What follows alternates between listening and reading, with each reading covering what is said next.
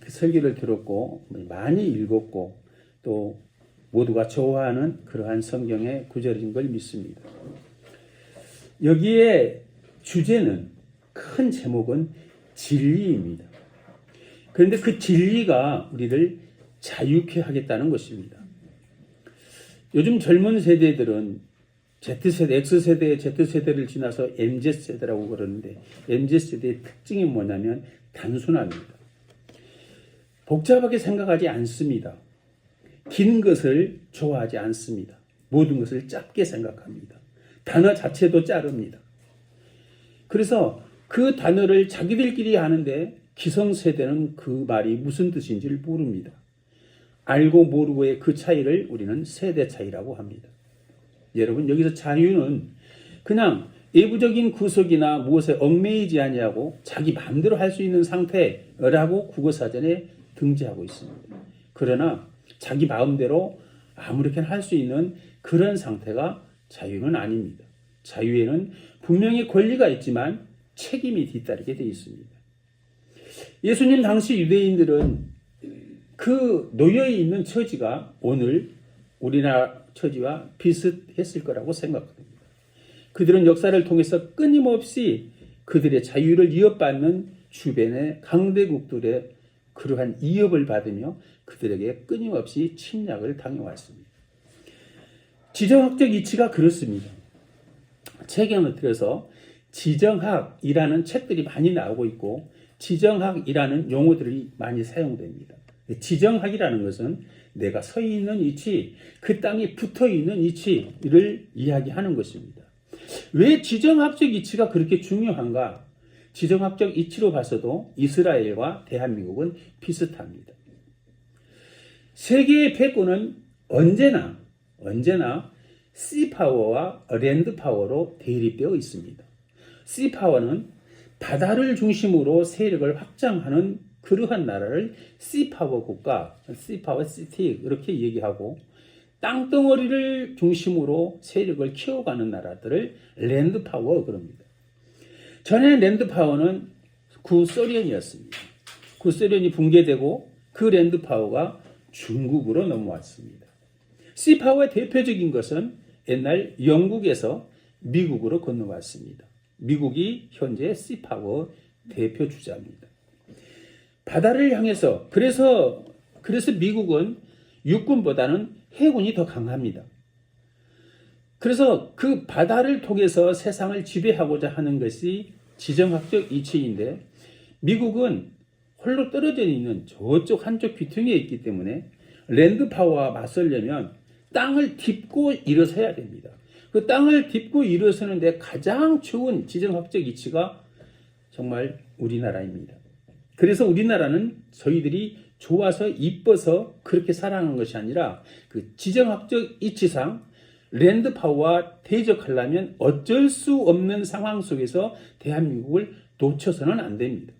사실은 일본이 더 좋겠죠. 더 잘 살고 부자고 돈을 뺏어가도 더 많으니까 더 좋겠죠. 하지만 그 일본 땅을 자기들이 밟게 되면 한 번의 땅을 더 밟아야 되는 그러한 불리한 점이 있습니다.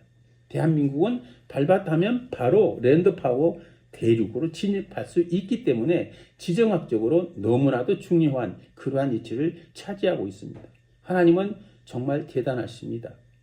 지중해 연안의 조그마한 나라 이스라엘을 선민의 나라로 선택했던 것 같이 대한민국은 아시아 변방에 있는 토끼꼬리 같은 그러한 대한민국을 선택했던 사실입니다.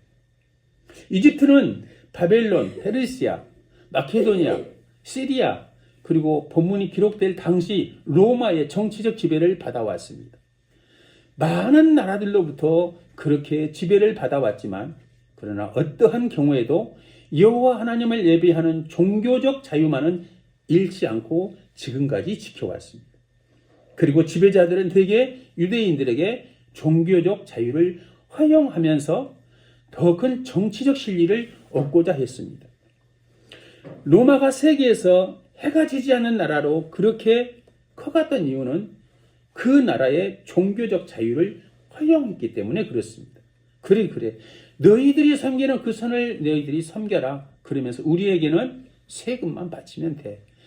이렇게 그들을 종교적 자유를 허용하면서 세력을 확장했던 것입니다. 그런데 예수님을 생각해 보십시오. 본문 말씀입니다. 진리가 너희를 자유케 하리라고 했을 때 유대인들의 대답을 들어봅시다. 33절입니다. 다 같이 읽겠습니다. 그들이 대답하되 우리가 아브라함의 자손이라 남의 종 된 적이 없거늘 어찌하여 우리가 자유롭게 되리라 하느냐. 이건 진리를 모르기 때문에 한 말입니다. 우리의 생각과 비슷합니다. 어떻게 진리가 우리를 자유케 하겠습니까? 그런 대답과 같은 것이죠. 유대인들의 대답이 이처럼 우리는 자유를 이룬 적이 없어요 라고 했던 것처럼 우리가 누리는 그 자유는 주님이 말하는 자유와 전혀 다른 대답입니다. 이 대답을 듣고 예수님은 비로소 인간을 본질적으로 자유하게 하는 진리의 가정을 지금 전달하게 됩니다. 우리의 인간의 참된 자유에 이르게 하는 진리를 본문에서 계시하고 계십니다. 유대인들은 수없이 많은 외적 침략을 받아서 정치적 자유를 상실하기도 했지만 여호와 하나님을 예배할 자유만은 결코 상실하지 않았습니다. 그리고 궁극적으로 투쟁을 통해서 외적에게서 자유를 되돌려받는 역사를 그들은 가지고 있습니다. 이것은 마치 우리 한민족의 역사와도 유사합니다. 역사를 통해서 우리는 중국, 일본, 러시아 등의 지배를 일시적으로 경험했지만 언제나 자유를 되찾았고 그래서 우리는 늘 우리 자신을 자유한 민족으로 생각하고 있었습니다. 예수님은 본문에서 말씀하시기를 진리가 너희를 자유케 하리라고 합니다. 여러분 자유하십니까? 지금 오늘 여러분의 심령 자체가 자유하시냐 그 말입니다. 여러분의 삶 속에서 진정한 자유를 누리고 계시는지 그 말씀입니다. 예수님은 내가 너희를 자유케 하리라고 말씀하십니다. 어떻게 해요? 어떻게 예수님이 나를 자유케 하실 것입니까? 무엇을 자유케 할 건데요? 라고 질문하는 것이 33절 말씀입니다. 우리가 아브라함의 자손이라 남의 종 된 적이 없는데 어떻게 우리를 자유케 하겠다고 하십니까? 그 말입니다. 우리의 심리적 상태와 비슷합니다. 어떻게, 무엇을 자유하게 하실 것인가? 내가 너희를 상처에서 자유하게 하리라. 우리는 끊임없이 상처를 받고 끊임없이 남에게 상처를 주면서 삽니다. 여러분, 이상한 거 아세요? 교회에서 상처를 주신 분은 한 번도 없어요. 여기서 우리 교회에 내가 누구를 상처 줬다 하는 사람 손 들어보세요. 없죠. 그런데 희한한 것이 교회에서 상처받은 사람들은 엄청 많습니다. 상처받은 사람 손 들어보면 거의 다 손 들걸요? 남들이 다 보니까 그 말은 안 하겠습니다. 상처 준 적은 없는데 상처는 다 받았어요. 그게 우리의 심리의 상처입니다. 그 상처를 주님께서 치유해 주시겠다는 것입니다. 자유케, 그 상처에서부터 자유롭게 하겠다는 것입니다. 내가 너희를 불안해서 자유하게 했다. 우리의 삶 가운데서 우리의 내 생을 살아가면서 내 삶을 사는데 늘 불안합니다. 뭐가 잘못될 것 같다. 이 불안과 걱정은 어디에서 오냐면 이것은 아직 오지 않은 것입니다. 아직 나에게 닥치지 않은 거예요. 근데 불안하다. 그것은 나한테 온 것이 아니잖아요. 그것이 올 것 같잖아요. 그것으로부터 자유케 하겠다는 것입니다. 아직 오지도 않는 그것을 가지고 우리는 불안해합니다. 내가 너희를 두려움에서 자유롭게 하겠다. 우리는 뭔가 내 힘에 부치고 내가 도저히 할 수 없다라고 생각되는 그것에 대해서 두려움을 갖습니다. 이것은 안 될 것 같아. 이것은 내 힘으로는 안 될 것 같아. 그러한 두려움에서 자유하게 하겠다는 것입니다. 내가 너희를 애로움에서 자유롭게 하리라. 요즘 사람들은 너무나 많이 애로움을 지금 가지고 살고 있습니다. 어린 꼬마, 이만한 자기가 뭔가 들고 있을 정도의 힘만 가지고 있으면 조그만 인형이라도 하나 가지고 삽니다. 엄마는 그 애를 잠 재우려고 아기의 침대에 보내면서 꼭 인형을 들려서 보냅니다. 뭐 때문에 그럴까요? 애로움 때문에 그렇습니다. 애롭기 때문에 그렇습니다. 반려라고 생각되는, 반려라고 붙어있는 모든 것들은 인간의 애로움에서 나왔습니다. 요즘은 이 반려라는 것이 동물, 식물뿐만이 아니고 생각나고 눈에 보이는 것을 다 반려를 붙입니다. 그처럼 지금 우리 인간은 애로워하고 있습니다. 왜 애롭습니까? 내 주변에 아무도 없다라고 느껴서 그렇습니다. 교회는 사랑의 공동체입니다.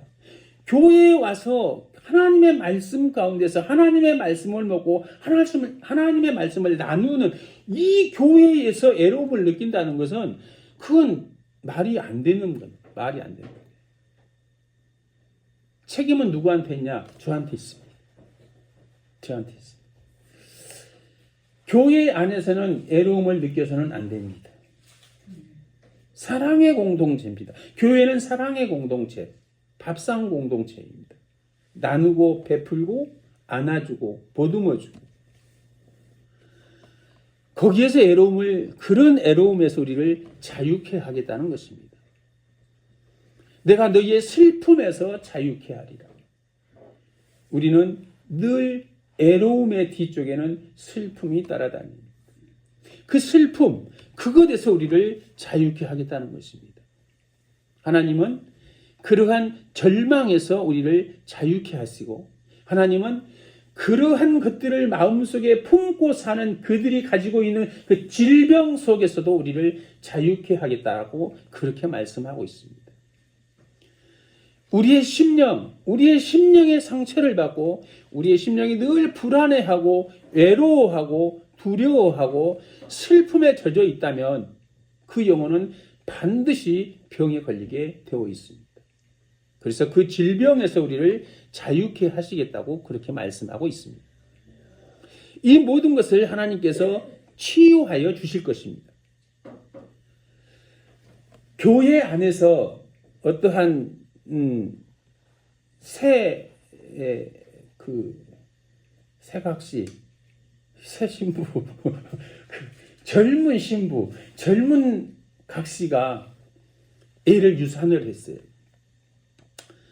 그래서 정말 신앙 좋으시고 연세 드신 권사님이 그를 위로합니다. 하나님은 자매님의 신앙의 성장을 위해서 고통도 주셔. 그러니까 그것도 감당해야 돼. 하나님이 주시는 거야. 그게 위로하는 것입니까? 그게 사랑하는 것입니까? 그게 그 영혼을 품는 것입니까? 그렇지 않잖아요. 얼마나 힘들었어? 그 말 한마디면 되잖아요. 뭘 거기서 하나님이 나오고 뭐가 나오고 그럽니까? 저는 오래전에 이혜인 수녀의 그 수기를 하나를 봤어요. 언젠가 제가 얘기했는지 모르겠지만 이혜인 수녀가 병원에 입원해 있는데 김수환 추기경이 신방으로 왔어요. 신방으로 온다는 소식을 듣고 이혜인 수녀가 너무 긴장했습니다. 아우, 추기경님이 오시면 어떻게 해야 되지? 너무 긴장을 했어요. 그래서 오시면은 일단은 내 손을 잡고 기도를 먼저 하시겠지? 부터 시작해서 자기가 스토리를 다 정했어요. 그래서 추기경님 오셔서 아무 말도 안 하시고 그냥 웃으시면서 견딜만해 하시더래요. 그리고 한참 얘기를 하시다가 가시기 직전에 기도를 해 주셨답니다. 그게 이혜인 수녀에게는 너무 감동적이었고 너무 기억에 남는 그러한 자기 일생의 그 기억될 만한 그러한 신방으로 그 자기의 수기에 기록한 것을 보았습니다. 우리는 하나님의 사람으로 너무 신앙이 투철하고 신앙이 너무 좋다라는 그러한 것들을 내 앞에, 내 주위에, 내 옆에 사람에게 그걸 드러낼 필요는 없어요. 하나님은 그 심령을 감찰하고 계시기 때문에 그렇습니다. 상처를 입은 데다가 소금을 뿌릴 필요는 없어요. 그 상처에 붕대를 붙여주지 못할 망정 그 상처에 내 입김을 부려서 그 고통을 조금만 더 덜어줄 수 있다면 그것이 예수 그리스도를 믿는 예수님의 사랑을 증거하는 예수님의 사람들일 것입니다. 예수님께서는 우리를 치유해 주시길 원하십니다.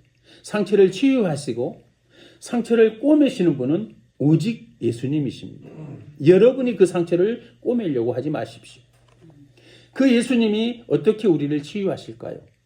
진리로 우리를 치유하십니다. 그렇다면 그 진리가 무엇일까요? 진리는 예수님 그 자체입니다.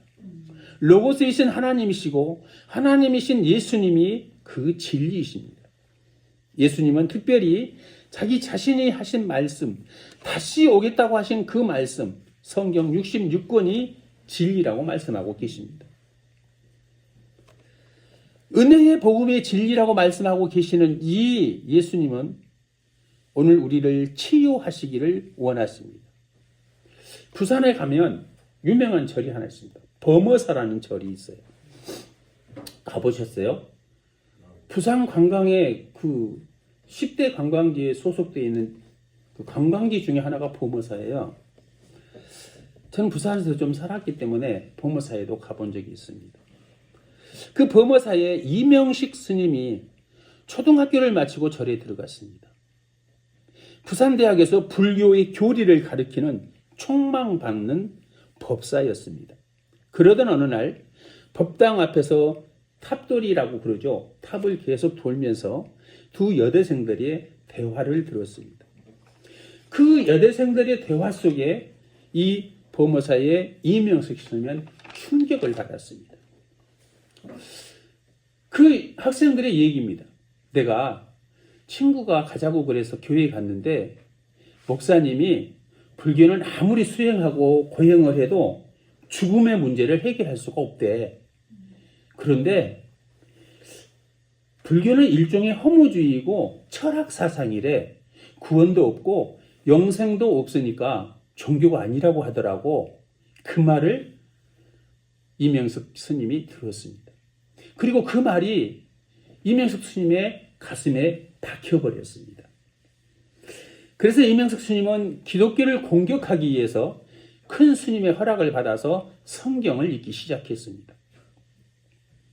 인적이 없는 암자에 들어가서 하루 종일 성경을 읽었습니다. 성경을 한 70번쯤 읽고 나니까 어느새 기독교를 공격하고 싶은 생각이 사라져 버렸습니다. 오히려 자신이 그 속에 빨려 들어가는 것을 느꼈다라고 본인이 간증하고 있습니다. 자신의 마음이 사도행전처럼 성령의 충만함을 가득 차 있음을 느끼게 되었다고 합니다. 얼마 뒤 그는 절에서 내려와서 한 교회의 도움으로 신학교를 졸업하고 비구니 3명하고 20대 젊은 스님 여러 명을 전도하는 하나님의 일꾼이 되었습니다. 여러분, 이것만이 아닙니다. 진리를 제대로 알고 제대로 믿으면 우리의 심령은 변화됩니다. 아시아 한쪽 구석 귀퉁이에 중화인민공화국 옆구리에 토끼 꼬리만큼 붙어있는 그 대한민국이라는 나라가 있습니다. 아세요? 그 토끼 꼬리만큼 생긴 그 대한민국에 무당의 대빵, 무당의 대부라고 그렇게 신문에도 나올 정도입니다. 무당들의 대부 이어령이라는 유명한 학자가 있었는데 그 사람은 딸의 전도를 받고 성경을 읽기 시작했습니다. 너무 공부를 잘했고 유명한 그러한 학자이기 때문에 성경도 학적으로 잘 읽었을 것입니다. 여러분, 그 이어령 박사가 성경을 읽는 가운데 무당을 접어두고 예수쟁이가 됐습니다. 여러분, 진리를 제대로 알면 그 진리가 여러분을 자유케 하실 것입니다. 말씀을 그냥 하나의 책으로 보지 마시고 예수 그리스도라고 생각하고 그분을 모시는 마음으로 진리를 대하시기 바랍니다. 진리를 아는 사람은 속박에서 자유케 됩니다. 평안과 기쁨을 누릴 수밖에 없습니다. 그런데 진리를 알지 못하면 속박된 채로 삽니다. 절망과 불안 속에서 그대로 사는 것이죠. 진리를 아는 사람과 진리를 모르는 사람과는 이렇게 분명한 차이가 있습니다. 그럼에도 불구하고 이 사람들은 진리를 외면하면서 살까요? 진리를 알지 못한 채로 살아갈 수밖에 없는 거냐 이것이죠. 거기에는 이유가 있습니다. 우리 안에 내재하는 결핍 때문입니다. 제가 결핍 그러니까 국어사전에서 말하는 그런 결핍. 있어야 할 것이 없어지거나 모자라는 상태, 그게 국어사전에서 나오는 결핍입니다. 그런데 이 결핍, 영혼의 결핍, 이것을 이야기할 때 인간의 정신적인 본질적인 그 양상을 기록하는 그러한 심리학 용어가 라캉의 개념이라는 것이 있습니다. 라캉이라는 사람이 만들어 놓은 개념이에요. 그 라캉의 개념은 뭐냐면 인간은 태어날 때부터 어머니하고 분리되는 그 심리 상태, 분리. 그래서 우리는 많은 사람들이 분리불안 그러는데 이 분리불안이 라캉의 이 개념에서 나온 것입니다. 근원적인 그 결핍을 가지고 우리는 태어난다는 것입니다. 엄마와 붙어있던 그 탯줄이 잘리는 순간 우리는 라캉의 개념 안에 들어가게 되는 것이에요. 엄마와 분리되는 것이죠. 탯줄이 잘리는 순간. 그런데 그 탯줄이 잘리지 않고는 나는 살 수 없어요. 엄마도 살 수가 없어요. 그래서 우리는 반드시 그 탯줄을 잘라야 되는 것입니다. 우리 안에 내재하는 그 결핍. 우리 안에 결핍은 엄마와 분리되면서 생겨나는 그 결핍이 내 안에 거짓말을 양산해내는 공장이 되어버려요. 그렇기 때문에 결핍이 있는 사람은 무수한 거짓말을 쏟아내기 때문에 예수 그리스도를 예멸할 수밖에 없습니다. 그 결핍, 라캉의 그 개념을 잘 해결하고 잘 소화해낼 때 그는 결핍에서 해방받게 됩니다. 결핍에서 자유롭게 되는 것이에요. 그래서 우리는 옛날 집에서 애를 낳았을 때는 애가 태어나자마자 엄마 배 위에 올려주잖아요. 근데 요즘 아빠가 같고 엄마가 같은 애들이 너무 많잖아. 병원에서 태어난 애들은 낳자마자 분리해버리잖아. 얼굴 보는 것도 시간 재놓고 보여주잖아. 가면 갈수록 이 라캉의 개념은 더 확산될 것이고 우리는 더 많은 결핍 환자들을 보게 될 것입니다. 그리고 거기에다가 우리의 그 결핍을 더 부추기는 것들이 있는데 그것이 마귀 사단의 역사입니다. 마귀는 우리의 결핍을 알고 있어요. 그것도 영이기 때문에 그렇습니다. 그리고 우리의 취약함을 알아요. 모든 것이 사단의 역사는 아닙니다. 모든 것이 마귀의 역사도 아닙니다. 마귀 사탄이 이렇게 우리를 유혹하고 방해하기 때문에 우리는 진리를 쉽게 접할 수 없고 알 수 없게 되는 것입니다. 그러나 진리를 아는 사람은 진리가 주는 그 혜택이 너무나도 명확합니다. 명백합니다. 자유함과 기쁨이 늘 충만한 것입니다. 없어서 부족해서 내가 좀 불편해서 그래도 그는 늘 기쁨과 늘 자유함이 충만한 삶을 살 수 있는 것입니다. 예수님께서 우리에게 알게 하시는 그 결핍에 속박된 거짓에 사로잡힌 삶이 아니라 예수 그리스도를 바라봄으로써 예수 그리스도 안에 거함으로써 예수 그리스도를 바라봄으로써 우리는 예수 그리스도의 말씀이 우리 안에 우리의 모든 것들을 자유케 하시고 우리의 상처를 치유하게 되는 것입니다. 우리가 광야에서 노뱀을 바라봄으로 치유함을 얻었듯이 오늘날도 예수 그리스도를 바라봄으로써 우리의 상처를 단번에 치유하여 주실 것입니다. 또한 예수 그리스도를 통해서 지속적으로 치유받으면서 살아가야 합니다.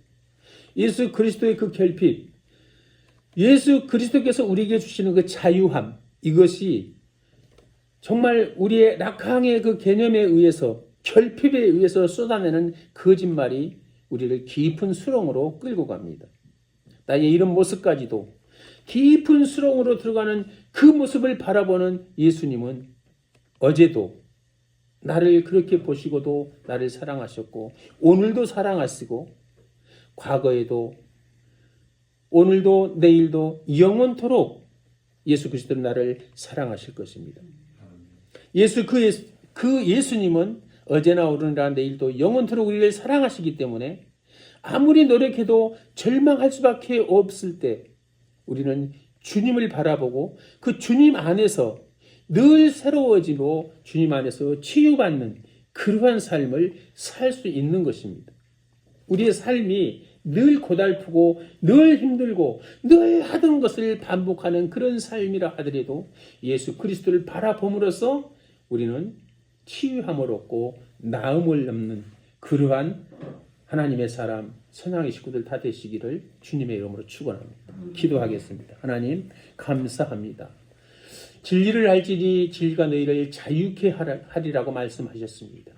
많은 사람들이 진리를 아버지 하나님 깨우치지 못해서 자유함을 누리지 못하고 진리를 깨우치지 못해서 아버지 하나님 주님 앞에 바로 서지 못했던 것들을 이 시간 깨닫습니다. 아버지 나의 부족하고 연약한 것들을 아버지 하나님 이제 내려놓습니다. 아버지 하나님께서 불쌍히 여기시고 공의히 여기시사 피 묻은 손으로 어루만져 주시고 안수한찰하여 주셔서 우리의 심령을 자유롭게 하시고 우리의 심령을 치유하여 주시옵소서. 아버지 하나님 오늘 이후에 아버지 하나님 우리의 민족의 설이 있습니다. 아버지 하나님 그 가운데 지지지 않게 하시고 주의 자녀를 아버지 하나님 너는 내 것이라 지명하여 불러싸오니 편팔로 펴서 그를 큰 바위 뒤에 숨기시고 안아주시고 보듬어 주셔서 아버지 하나님의 자녀로 살아가는데 부족함 없게 하시며 형제 자매들 주위의 많은 사람들 하여금 예수 그리스도의 자녀인 것을 고백하는 아름답고 복된 시간들 보낼 수 있도록 은혜의 은혜를 더하여 주시옵소서. 감사드렸고 예수님의 이름으로 기도드립니다. 아멘. 453장 찬송 드리시면서 준비하신 예물 하나